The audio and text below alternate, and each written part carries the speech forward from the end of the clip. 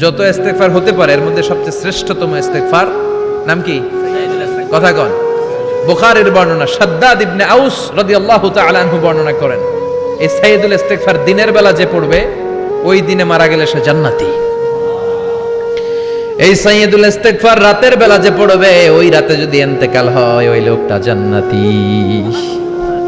মুখস্থ আছে না? কার কার মুখস্থ হাত তোলেন। মাশাআল্লাহ, তাবারাকাল্লাহ, মাশাআল্লাহ, মাশাআল্লাহ। আর যাদের নাই তাদের হোমওয়ার্ক, তাদের আল্লাহুম্মা আনতা রাব্বি লা ইলাহা ইল্লা আনতা খালাকতানি ওয়া আনা আবদুক ওয়া আনা আলা আহদিকা ওয়া ওয়া'দিকা মাস্তাতা'তু আউযু বিকা মিন শাররি মা সানা'তু আবুউ লাকা বিনি'মাতিকা আলাইয়া ওয়া আবুউ লাকা বিযামবি ফাগফির লি ফাইন্নাহু লা ইয়াগফিরুয যুনুবা ইল্লা আনতা। সুবহানাল্লাহ পড়েন।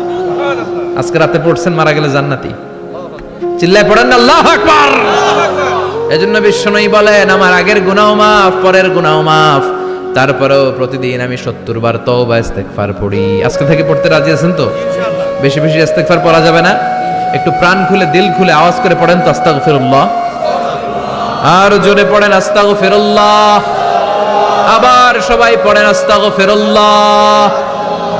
সব সময় তওবা ইস্তেগফার যারা পড়ে তাদেরকে পছন্দ করে কে?